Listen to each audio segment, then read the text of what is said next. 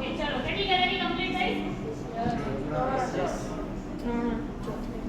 તો આવ્યા છો ઇન્ડિયન ગેલેરીમાં, જે તમે લોકો પ્રેઝન્ટ અને ફ્યુચર ગેલેરી જોઈને આવ્યા કે એની અંદર અત્યાર સુધી જે આપણી ટેકનોલોજી આવી ત્યારથી જે રોકેટ સેટેલાઇટ્સ બનાવવાની શરૂઆત થઈ હતી, જે અલગ અલગ કન્ટ્રીઝે કરી હતી, એનામાં ભારત જે છે એ બહુ લેટ આવ્યું છે. તો જે ભારતે પોતાનું જે કોન્ટ્રીબ્યુશન આપ્યું છે એને રિપ્રેઝન્ટ કરતી નાનકડી ગેલેરી છે, જે છે આપણી ઇન્ડિયન ગેલેરી.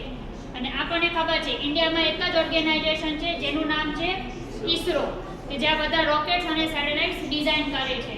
તો આપણે આખી ઇન્ડિયન ગેલેરીમાં ઈસરોએ જે પોતાનું સ્પેસમાં યોગદાન આપ્યું છે એને આપણે સેલિબ્રેટ કરેલું છે. ભારતે ઇન્ડિયાએ જે સૌથી પહેલું સેટેલાઇટ બનાવ્યું હતું એ હતું આર્યભટ્ટ સેટેલાઇટ. તમે આ પાછળ જોશો તો આ જે પહેલું સેટેલાઇટ છે એ છે આપણું આર્યભટ્ટ સેટેલાઇટ.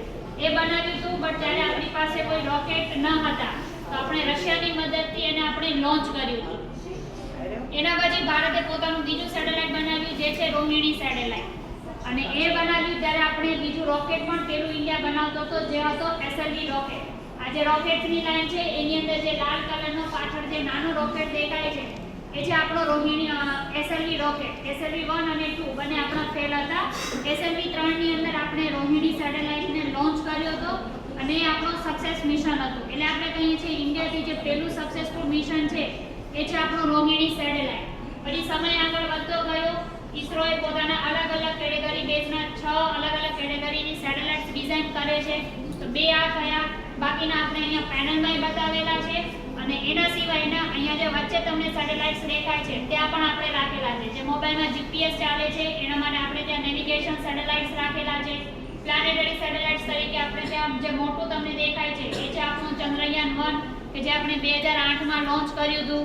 એની પાછળ આપણે ત્યાં મંગળયાન મિશન રાખેલું છે. તો જેમ જેમ સમય આગળ વધતો ગયો એમ એમ આપણે અલગ અલગ અપગ્રેડ થતા અલગ અલગ કેટેગરી બેઝના સેટેલાઇટ્સ આપણે ડિઝાઇન કરતા ગયા અને એ જ રીતે આપણે રોકેટ્સમાં આગળ વધ્યા છીએ. સૌપ્રથમ જે આપણે એસએલવી બનાવ્યું હતું એની લિમિટેશન્સ હતી, એના પછી આપણે એએસએલવીમાં આવ્યા, એના પછી આપણે પીએસએલવી બનાવ્યું છે, જીએસએલવી માર્ક 2 બનાવ્યું, જીએસએલવી માર્ક 3 બનાવ્યા. તો એ રીતે અત્યારના સમયમાં આપણે પીએસએલવી, જીએસએલવી માર્ક 2 અને જીએસએલવી માર્ક 3 વાપરીએ છીએ. અહીંયા જે તમને દેખાય છે જે ફર્સ્ટ 3 રોકેટ છે એ જ આપણે મોસ્ટલી અત્યારે આપણે એને યુઝ કરીએ છીએ. અને ભવિષ્યમાં આપણે બધાને ખબર છે આ બધા જે રોકેટ છે એ આપણા જાય છે, પાછા નથી આવતા, રીયુઝેબલ રોકેટ છે. તો એ લોકો જે બધા રોકેટ્સ બનાવે છે એવી ટેકનોલોજી અત્યારે ભારત ડેવલપ કરે છે. અને ભારત અત્યારે બધા નવા એક્સપેરિમેન્ટ્સ કરે છે કે જે બધા રીયુઝેબલ રોકેટ તરીકે આપણે એને યુઝ કરી શકીએ. તો ભવિષ્યમાં જે આપણો રીયુઝેબલ રોકેટ છે એનો મોડેલ આપણે અહીંયા ગેલેરીની અંદર રાખેલો છે. અને ત્યાં તમે જ્યારે બિલ્ડિંગની અંદર એન્ટર થયા ત્યારે બહાર તમે લોકોએ મોટું તમને જે સામેની ટેબલ દેખાય છે ત્યાં એક કેસરી કલરનો જે એક્ઝિબિટ તમને દેખાય છે વચ્ચોવચ્ચ જે રાખેલું છે એ આપણો ફ્યુચર મિશન છે, ગગનયાન મિશન. ફર્સ્ટ ટાઈમ ઇન્ડિયાથી 4 વ્યોમનૌટ્સ ત્યાં જશે, રિસર્ચ કરશે અર્થની આજુબાજુ અને પાછા એ આવી જશે. અને એ રીતે આપણે અત્યારે એના બધા એક્સપેરિમેન્ટ્સ કરીએ છીએ. અને એ જે બધા વ્યોમનૌટ્સ છે એ જે શૂટ પહેરીને જશે એ ત્યાં આપણે ઇન્ડિયન સ્પેસ શૂટ પણ રાખેલો છે કે જે આ બધા વેર કરશે, પહેરી અને પછી જશે અને પાછા રિટર્ન આવી અને એ બધું જે છે એ આપણને ડેટા કલેક્ટ કરીને આપશે. કારણ કે ભવિષ્યમાં અત્યારે તમને લોકોને ખબર છે ઈસરો અને મોદીજી બંને જણાએ કહી દીધું છે કે આપણે 2028 સુધીમાં ચંદ્રયાન 4 ને પણ આપણે લોન્ચ કરવાના છીએ. અને ચંદ્રયાન 4 માં આપણું મિશન છે કે આપણે ચંદ્રની ધરતી પર જઈએ, એના સેમ્પલ્સ લઈ અને પાછા આપણે પૃથ્વી ઉપર આવીએ. જેના લીધે ભવિષ્યમાં જે આપણે અલગ અલગ જવું છે, કરવા છે અલગ અલગ મિશન્સ, તો એનામાં આપણને ફાયદો રહે. તો એ રીતે અત્યારના સમયમાં ઈસરો જે છે એ રોકેટ્સ અને સેટેલાઇટ્સની અંદર પોતાના અલગ અલગ એક્સપેરિમેન્ટ્સ કરી અલગ અલગ ટેકનોલોજી બેઝના બધા ડિઝાઇન કરી અને લોન્ચ કરતું રહે છે.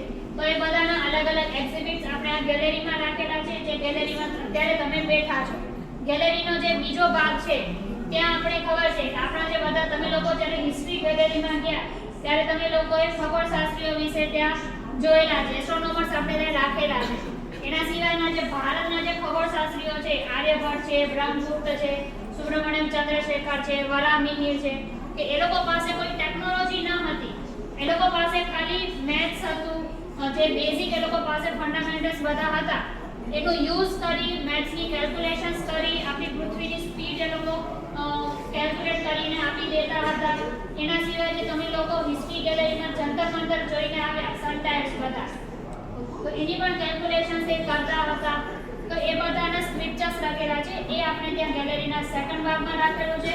અને ગેલેરીના લાસ્ટમાં રાખ્યું છે કે આપણો જે આખો ભારતનો નકશો છે, અને ભારતના નકશાની અંદર આપણી જે ઇસરો ઓર્ગેનાઇઝેશન છે એના જે અલગ અલગ સિટીઝની અંદર જે બધા લોકેશન્સ આવેલા છે એને આપણે ત્યાં as a astronomical research centre તરીકે ગેલેરીના લાસ્ટમાં ત્યાં રાખેલું છે. તો એ રીતે આખી આ ઇન્ડિયન ગેલેરી આપણે ડિઝાઇન કરેલી છે. તો તમે લોકોએ શાંતિથી લાઈન